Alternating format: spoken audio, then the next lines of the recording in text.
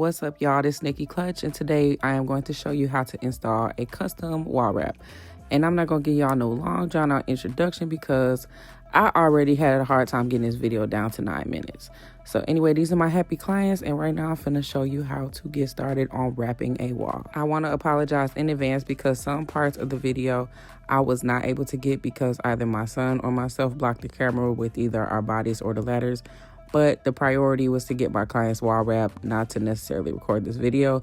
But I did want to record this video because y'all been asking for it.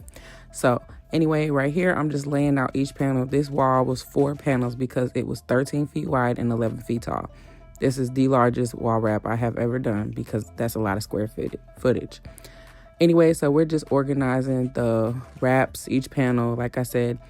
And so I was telling him that he needs to turn them around, and we lay them flat, and then we organize them in the row that they're going to go so that you don't have to have any guesswork. You can size them out, you can cut, you can do everything you need to do while it's flat on the floor, because once it's up on that wall, it's gonna give you some problems. Get you a heat gun. If you don't have a heat gun, go get you one. You need an industrial heat gun, not no DIY project heat gun, okay? So I did a little freeze frame right here on how I slit the top of the actual wrap, but I'm gonna give you more detail on that on the second panel. But right now I'm just having you to see what my son, he's up there on the ladder and he's pressing out the first part of the panel. He couldn't get it right, so I had to climb my big ass up there, but we're gonna get it right. So you hand flatten the first part of the row just to make sure that it's nice and flat and it has some kind of support, so you can make sure that everything's lined up before you permanently commit to taking the backing off of that wrap. So this is what makes it so important to make sure that you got everything lined up and everything fits while it's on the floor, because what you get up on that wall at this point is just pull and press, okay? Pull and press, but very strategically and very close attention to detail. So once you have your panel aligned, you kind of flatten it out, make sure you're getting all the bubbles out. You can start from the middle and go outwards, leftwards, right, depending on how you want to go. But because the panel was hanging up there and I had the carrier sheet behind it still, I was going downward. But you can go with whatever direction works best for you. But in most cases, it's best to start from the middle and go outward, left to right, or left and right, however you want to say it. So the backing paper did curl up on that left side, so I just pulled it off completely. The vinyl is very forgiving once you first get it up there. This is permanent vinyl, but it is very forgiving at the beginning. So once it sits up there for a while, it will be less forgiving. But once you get it in a position to where you can just pull and press, that's all you're going to do is pull and press. And you're going to use a squeegee. You can hand flatten it. You can use a glove, a cotton glove, whatever you want to do. I just use the squeegee. It's the easiest method for me outside of using my hand. But because the ink, it is ink, so it is going to put ink on your hand. No matter how cured it is, it's still going to put ink on your hand. And for that same reason is why I don't use one of the cloth gloves. So I'm just using the squeegee here and I'm flattening it out. And just like most of you or some of you may not have actually wrapped a wall yet, this was Nidel's first time doing a wall wrap of this size. The last one we did together was only 8 feet. This one is 13 by 11, so it is rather large. But anyway, so here we are pulling down that back carrier, and by carrier I'm referring to the back sheet on the opposite side of the vinyl that's showing. So I call it a carrier because I'm a Cricut girly, but you can call it whatever you want. But the most important piece is that you're going to know that that piece slides off and down in order to position the vinyl in its place. Once you have committed to a location and it's straight, you can use a level. I had a level. I didn't need to use it because the wall was perfectly level. I checked it when I first got to the client. But once you have committed to the location of your vinyl wrap, you can just pull it down. And again, just pull and press.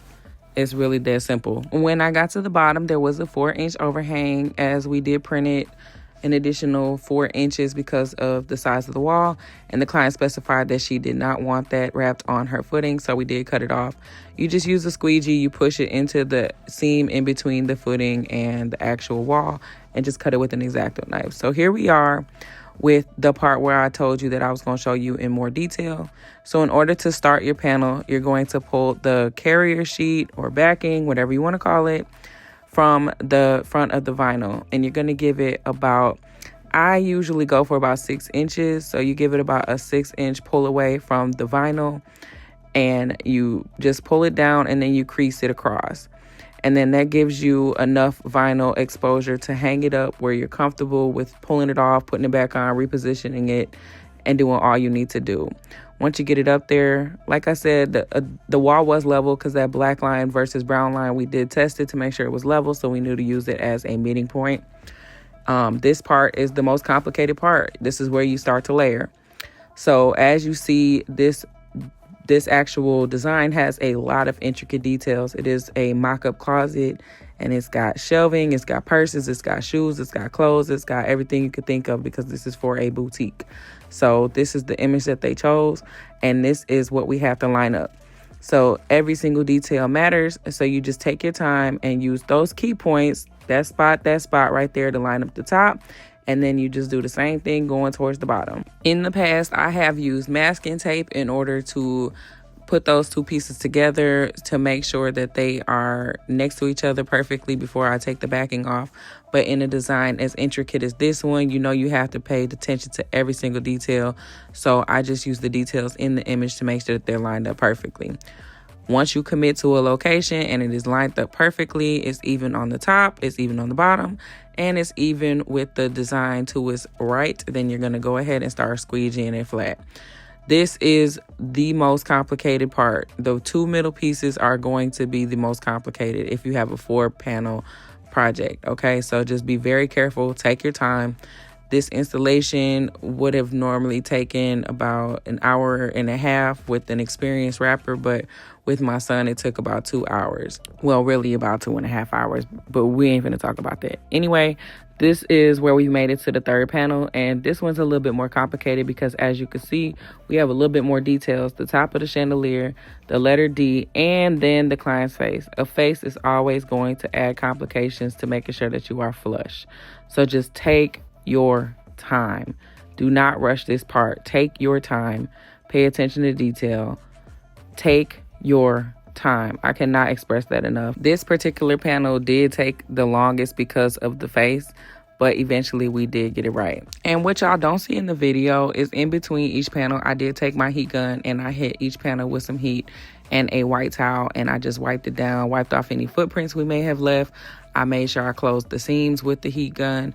You could tell on that right corner right here that we did close those seams off because you can barely tell if there's even a seam there, especially from afar. Once you see it here, you cannot see any seams. We closed off all the seams on the overhangs and made sure that it was a flawless installation. I hope this video helped you. If you have any questions, please don't hesitate to drop them in the comments. And at the end of the day, I'm just pleased because my client was pleased. You could tell by their smiling faces that they are so happy with the work I did. And I'm so glad I was able to help them and help you with this little tutorial. So drop a comment, ask your questions. I would love to answer as I do more installations and post them on YouTube. Thanks for watching. I'll see you again in the next video. Don't forget to subscribe, like, share, and do all of the things that you have to do with the buttons. Talk to you later.